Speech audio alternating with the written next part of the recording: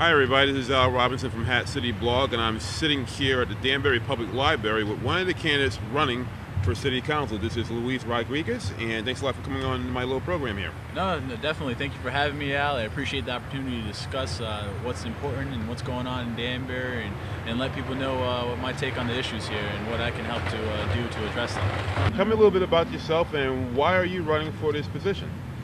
Well, I'm 22 years old. I'm a recent graduate of University of Connecticut at Storrs with an economics degree. I've lived in Danbury my whole life. I'm a product of the public school systems, played sports, been involved in many different organizations as a volunteer and just kind of participant in many different levels of the city of Danbury. And I'm running for Danbury City Council at large right now because I feel it's time for a change. It's certainly past due that we see some productivity from the city government here in Danbury, and I feel like there's a lot of things that need to be addressed here in Danbury, and I feel like it falls on me to do what I can to help make the city a better place to live and work and play. You've been hanging out, door knocking, well, I like to say pounding the pavement. Yep. Talking to neighbors, talking to friends, talking to the residents of Danbury. What are the main issues that you're hearing while you're going out there hitting all 7 of the wards? Because at large means you have to hit the entire city of Danbury, which is pretty large. Yeah. Tell me some of the issues that you're hearing back in terms of feedback from your constituents. Yeah, like you said, running citywide, so it's definitely a monumental task to get out there and talk to everybody. But I think it's good because you get a wide array of different perspectives, and you get to see what a whole bunch of different people are talking about or what they're worried about in terms of Danbury. So far the issues have been centered around education being what I would think is the forefront of issues in Danbury. You got jobs after that, and then after that, it kind of just tails off to a bunch of different other categories. You got like traffic, you got downtown Danbury is a consistent theme that people have been talking about, and other things along those lines, a bunch of parochial issues. Yeah, I hear a lot about education myself. In fact, I think it's one of the biggest issues in this area because as a new parent who's putting his child through the school system, I'm hearing a lot of grave concerns, whether it's overcrowding of schools, lack of funding for quality education. What, in terms of education, which I think is one of the biggest topics, what would you do if elected to the city council in terms of assisting the Board of Ed to make sure they get all the funding that's necessary to fund our school system? Yeah. No, definitely. I agree that education is probably the biggest concern, and as a young individual myself, I don't have kids, but I understand that the kids are our future, and we need to invest in our future and see that we get a return on that in terms of the quality education that our kids are receiving, and the product that will yield in terms of job and success in life. So, as a city councilman, I will prioritize that as one of my number one things to address in the city, and through city council or through the tools available to the city council. You're right. I would look to join the committee on education to properly investigate and do the due diligence to make sure that we are properly assessing what the education system needs here in Danbury. 12 out of 17 public schools are failing in Danbury, so we're clearly not meeting the standards that we should be in order to help our kids succeed in the school system. So that's one.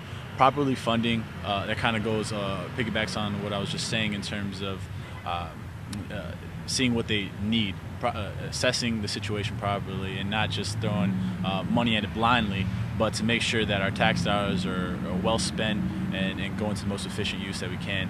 And along the same line too, as a city councilman, the city hall is responsible for the public facilities that the schools use. As you mentioned, the overcrowding. We need to do a better job of anticipating space needs and requirements for the kids in schools. So it's not 25, 30 kids to a teacher, but much more manageable and much more productive class sizes, 20 and under. So we need to do a better job with that. And as a city councilman, that it's definitely on my one of my things to get accomplished here. We're here in downtown Danbury, right here at the Danbury Public Library. You can look around here and you can see all the empty buildings that's been here for quite some time. And one of the issues that are coming out, at least from some of the candidates who are talking, is economic development, job creation. Primarily, let's do something about downtown Danbury and bring it back to its greatness that it had prior to the Danbury Fair Mall opening up in 1986 and turning downtown Main Street into a ghost town. If elected to the city council, what are some ideas that you might bring to the council in regards to helping out City Center Danbury or spurring some type of economic development in the downtown area? Well, certainly. If elected council, job creation, as a recent graduate myself, as I mentioned earlier, that's very important, especially for other individuals in my same shoes. You get out of college, and what are you looking to do? You're looking to work, put your degree to use, and start making a difference in your city. As a city councilman, my focus would, in terms of downtown Danbury, being the city center of Danbury, it should be the economic center as well. We should be able to enjoy a multitude of entertainment, dining, and a bunch of different other businesses should be at our disposal here in Main Street, as it is the center of Danbury. As city councilman, I think what we can do better in terms of attracting business is by properly incentivizing businesses to start. We need to make sure that we encourage entrepreneurs to start up businesses, to reward them for that with tax breaks and other incentives, to bring business down to Danbury, because that only benefits us. Make sure we hire local residents of Danbury. I think it's not stated enough that Danbury has jobs, but they're being filled by, their positions are being filled by people from all over Connecticut: Bethel, Brookfield, Richfield. Yeah, that's one of the things that the mayor likes to tout is the city's low unemployment rate. But I addressed this with Lynn Tabersack, and I've said this several times. Anybody who's lived in Danbury knows that Danbury is a commuter city. You might live in Danbury. That doesn't necessarily mean that you work in Danbury. Exactly. Or you might work in Danbury. That doesn't necessarily mean that you live in Danbury. Myself, I've lived here for a very long time. I can tell you, most of my jobs, for the exception of maybe one, was outside of Danbury. When I mean outside of the city of Danbury, it could have been Bethel, Brookfield, Norwalk, Stanford. A lot of people live here because of the low rent, and it's cheap to live here, as opposed to living in other areas in this section of Fairfield County where, imagine living in South Norwalk and having to work in Stanford. Or imagine living in Stanford, the amount of money you have to pay. So to me, it's a little bit of a gimmick when the mayor says that, we have the lowest unemployment in this area, I'm doing a great job. Well, no, you're not really, because, it's low unemployment because most people who live in Danbury doesn't mean you actually work in Danbury and vice versa. Exactly, yeah, and to add on to that too, what I was saying earlier is that we need to properly ensure that we foster an environment for business to grow here on Danbury. Make sure that we're actually catering to the demographics within Danbury, seeing what the people need, what their needs are, and making sure that there's businesses to supply that.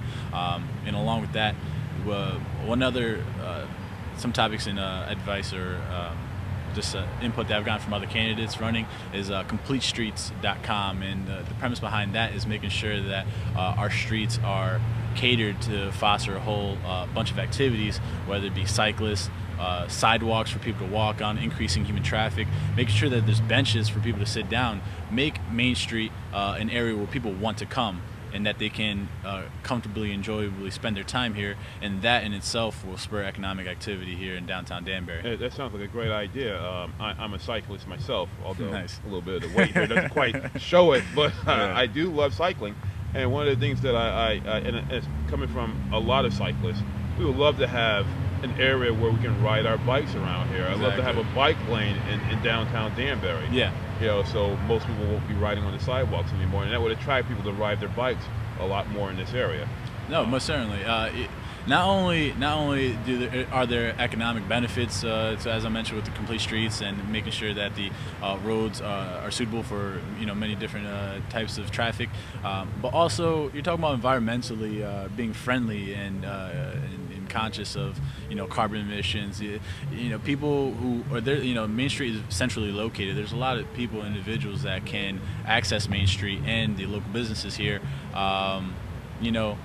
If they were accessible to bicycles or some other form other than just all the amounts of traffic that we see driving by here right now, which aren't necessarily adding to the economic activity or commerce here on Main Street, but they're just on their way to their next destination. So I think that's something that definitely we can implement and use to good success.